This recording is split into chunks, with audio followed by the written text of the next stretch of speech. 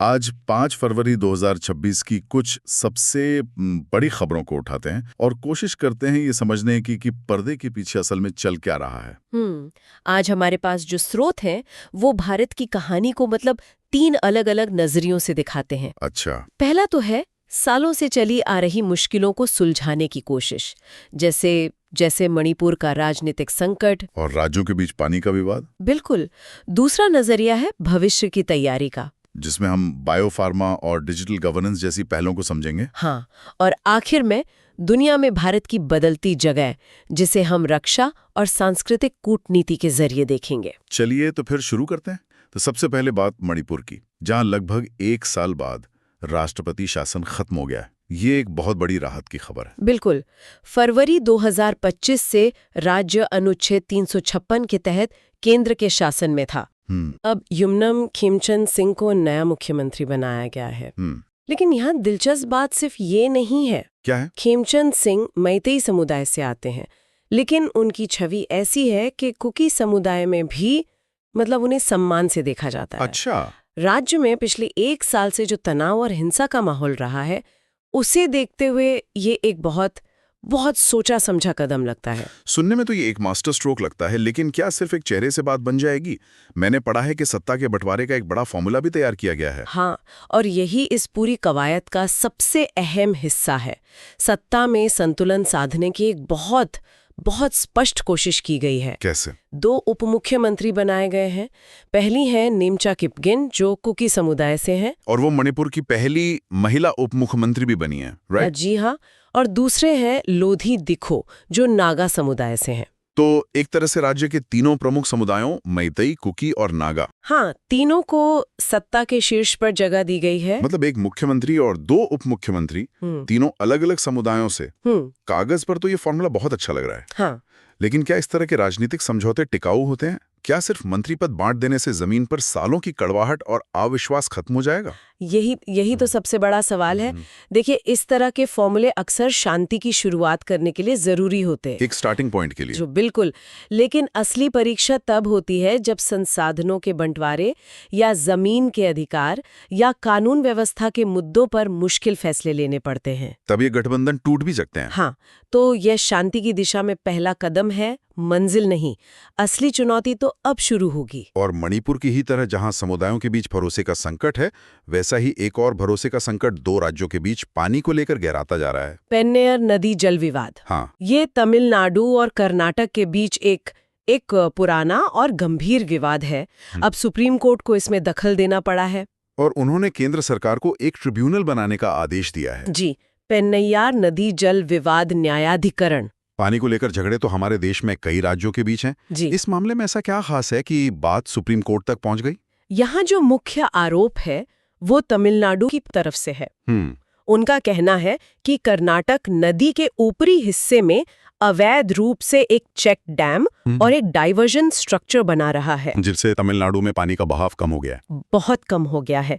इससे न केवल उनके लाखों किसानों की सिंचाई प्रभावित हो रही है, बल्कि कई शहरों में पीने के पानी की आपूर्ति पर भी असर पड़ रहा है। और कर्नाटक का इस पर क्या कहना है? कर्नाटक का तर्क है कि वो अपने हिस्से के पानी का ही इस्तेमाल कर रहा है। लेकिन तमिलनाडु के पास भी तो कोई आधार होगा। वो 1892 और 1933 के 2 पुराने समझौतों का हवाला दे रहे हैं। अच्छा। जिसके मुताबिक कर्नाटक बिना निचली धारा वाले राज्य यानी तमिलनाडु की सहमति के कोई नया निर्माण नहीं कर सकता। तो अब ये न्यायाधिकरण ही तय करेगा। हाँ, अब वही तय करेगा कि किसका दावा कितना मजबूत है। राज्यों के बीच के इन झगड़ों को सुलझाने में सालों लग जाते हैं। हाँ, वो तो है। शायद इसीलिए केंद्र सरकार अब बड़े प्रोजेक्ट्स पर नजर रखने के लिए एक अलग ही रास्ता अपना रही है। एक पैमाना पोर्टल लॉन्च हुआ है। ये क्या है? ये गवर्नेंस में टेक्नोलॉजी के इस्तेमाल का एक बहुत अच्छा उदाहरण है। पैमाना एक डिजिटल डैशबोर्ड है जो 150 करोड़ रुपए से ज्यादा लागत वाले सभी केंद्रीय इंफ्रास्ट्रक्चर प्रोजेक्ट्स की रियल टाइम में निगरानी करेगा। लेकिन इस तरह के मॉनिटरिंग सिस्टम तो पहले भी बने हैं। हाँ। अक्सर मुद्दा ये है कि शुरुआत में तो सब अच्छा लगता है, फिर धीरे धीरे अधिकारी पुराना डेटा ही अपडेट करते रहते हैं। इसमें क्या अलग है? आपका सवाल बिल्कुल वाजिब है। यहाँ 2 बातें इसे अलग बनाती हैं।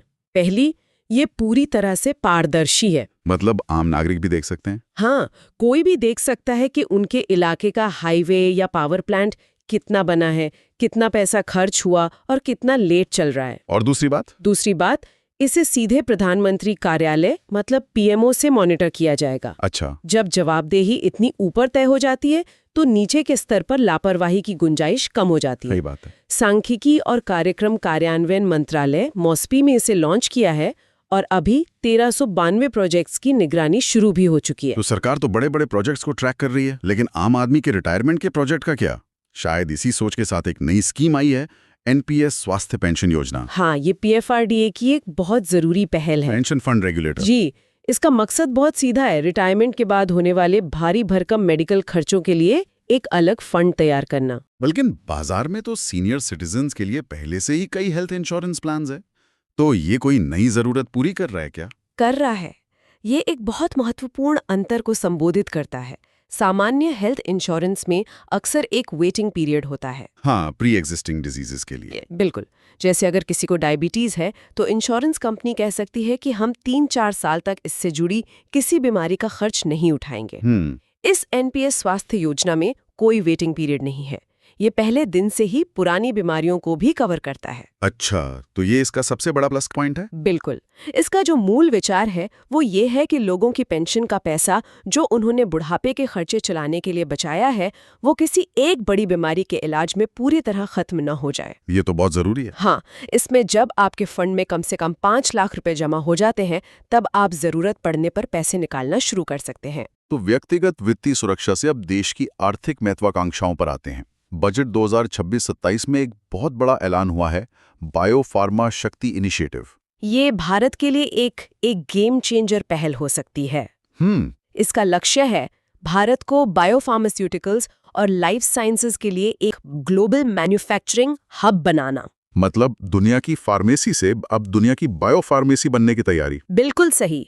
और सरकार अगले 5 सालों में इस सेक्टर में 10,000 करोड़ रुपए का निवेश करने वाली है। इसमें 2 शब्दों पर बहुत जोर है, बायोलॉजिक्स और बायोसिमिलर्स। जी। ये आम दवाओं से कैसे अलग है? बायोलॉजिक्स वो दवाएं हैं जो जीवित कोशिकाओं या जीवों से बनाई जाती हैं, लैब में केमिकल्स को मिलाकर नहीं। जैसे इंसुलिन या कैंसर के इलाज में इस्तेमाल होने वाली कई आधुनिक दवाएं। ये बहुत प्रभावी होते हैं लेकिन बहुत ज्यादा महंगी भी। और बायोसिमिलर्स इन्हीं महंगी बायोलॉजिक दवाओं के सस्ते जेनेरिक संस्करण होते हैं। और भारत तो जेनेरिक दवाओं में पहले से ही माहिर है। एग्जैक्टली। अब हम उसी विशेषज्ञता का इस्तेमाल बायोसिमिलर्स बनाने में करना चाहते हैं। 10,000 करोड़ का निवेश बहुत बड़ी रकम लगती है, लेकिन क्या ये हमें चीन या दक्षिण कोरिया जैसे देशों से मुकाबला करने के लिए काफी है? वो तो इस सेक्टर में पहले से बहुत आगे है। ये एक बहुत ज़रूरी सवाल है। देखिए, हम शायद रिसर्च और नई दवा की खोज में अभी उनसे पीछे हैं, लेकिन हमारी ताकत है स्केल मैन्युफैक्चरिंग और कम लागत। और इस पहल का उद्देश्य सिर्फ मैन्युफैक्चरिंग नहीं बल्कि रिसर्च को भी बढ़ावा देना है। अच्छा, तो R&D पर भी फोकस है? हाँ, इसके तहत 3 नए राष्ट्रीय औषधीय शिक्षा और अनुसंधान संस्थान यानी नाइपर्स खोले जाएंगे और देश भर में 1000 से ज्यादा क्लिनिकल ट्रायल सेंटर भी स्थापित किए जाएंगे। तो कोशिश ये है कि हम रिसर्च से लेकर उत्पादन तक पूरी वैल्यू चेन में अपनी पकड़ मजबूत करें। बिल्कुल। एक तरफ हजारों करोड़ की ये बड़ी योजनाएं हैं और दूसरी तरफ टेक्नोलॉजी कैसे एक छोटे दुकानदार की जिंदगी बदल सकती है, इसका भी एक उदाहरण सामने आया है। आंध्र प्रदेश सरकार का पिलो AI ऐप। हाँ। और ये बहुत ही शानदार पहल है। पिलो AI एक वॉइस बेस्ड अकाउंटिंग ऐप है। मतलब बोलकर अकाउंटिंग? हाँ, सोचिए एक छोटा पान की दुकान वाला या सब्जी वाला जो दिन भर की कमाई का हिसाब रात में बही खाते में लिखता था, अब वो सिर्फ फोन में बोलकर कर सकता है। आज 500 रुपए का सामान बिका, 200 रुपए उधार दिए और ऐप अपने आप सारा हिसाब किताब मेंटेन कर लेगा। ये तो MSMEs यानी छोटे और मझोले उद्यमों के लिए सच में गेम चेंजर हो सकता है। बिल्कुल। उन्हें अकाउंटेंट रखने की या जटिल सॉफ्टवेयर सीखने की जरूरत ही नहीं पड़ेगी। सही बात है। ये तकनीक का असली लोकतंत्रीकरण है। हाँ, ये उनके समय को बचाता है और उन्हें अपने बिजनेस के फाइनेंस पर बेहतर कंट्रोल देता है। अभी ये ऐप 5 भाषाओं में उपलब्ध है ताकि भाषा कोई बाधा ना बने। धरती की इन जमीनी तकनीकों से अब सीधे अंतरिक्ष पर चलते हैं। नासा के जूनो मिशन से बृहस्पति यानी जुपिटर के बारे में कुछ नया पता चला है जो काफी हैरान करने वाला है। हाँ, ये उन खबरों में से है जो हमें याद दिलाती है कि हम ब्रह्मांड के बारे में कितना कम जानते हैं। क्या पता चला है? जूनो के ताज़ा डेटा से पता चला है कि बृहस्पति, जो हमारे सौर मंडल का सबसे बड़ा ग्रह है, हाँ? वो असल में हमारे पुराने अनुमानों से थोड़ा छोटा और पहले से ज्यादा चपटा, मतलब ऑब्लेट है। छोटा है? ये तो बड़ी अजीब बात है। इसका विज्ञान की दुनिया के लिए क्या मतलब है? इसका मतलब ये है कि ग्रहों के निर्माण को लेकर हमारे जो पुराने मॉडल और सिद्धांत हैं, उनमें अब शायद बदलाव करने की जरूरत पड़ेगी। अच्छा। ये सिर्फ बृहस्पति के बारे में एक तथ्य नहीं है, बल्कि ये इस बात का सबूत है कि विज्ञान में कुछ भी पत्थर की लकीर नहीं होता। जैसे जैसे हमारे उपकरण बेहतर होते हैं, हमारा ज्ञान भी विकसित होता है। बिल्कुल। ब्रह्मांड की इन अनिश्चितताओं से वापस धरती पर आते हैं, जहां देशों के बीच रिश्ते बनाना एक अलग ही चुनौती है। भारत और किर्गिस्तान के बीच खंजर सैन्य अभ्यास फिर से हो रहा है? जी, ये इस अभ्यास का 13वां संस्करण है, जो इस साल असम के मासामारी में हो रहा है। और खंजर भारत और किर्गिस्तान की स्पेशल फोर्सेस के बीच होता है ना? हाँ, ये एक सालाना अभ्यास है। इसका मुख्य फोकस काउंटर टेररिज्म ऑपरेशंस और पहाड़ी इलाकों में लड़ाई की तकनीकों का आदान प्रदान करना है। किर्गिस्तान के साथ ये अभ्यास इतना महत्वपूर्ण क्यों है? देखिए, मध्य एशिया में किर्गिस्तान की जो लोकेशन है, वो स्ट्रैटेजिक रूप से बहुत अहम है। वो क्षेत्र आतंकवाद और अस्थिरता से प्रभावित रहा है। तो इस अभ्यास के जरिए दोनों देशों की सेनाएं एक दूसरे की सर्वश्रेष्ठ तकनीकों से सीखती हैं। भारत की तरफ से कौन हिस्सा ले रहा है? भारत की तरफ से पैराशूट रेजिमेंट यानी स्पेशल फोर्सेस और किर्गिस्तान की स्कॉर्पियन ब्रिगेड इसमें हिस्सा ले रही हैं। तो ये सैन्य सहयोग के साथ साथ एक मजबूत राजनयिक संदेश भी है। बिल्कुल। सैन्य सहयोग के अलावा भारत अपनी सॉफ्ट पावर यानी सांस्कृतिक कूटनीति का भी इस्तेमाल कर रहा है। हाँ, और इसका एक बहुत ही सुंदर उदाहरण देखने को मिला है। भारत ने भगवान बुद्ध के पवित्र देवनी मोरी अवशेष पहली बार श्रीलंका भेजे? हाँ, सार्वजनिक प्रदर्शनी के लिए श्रीलंका भेजे हैं।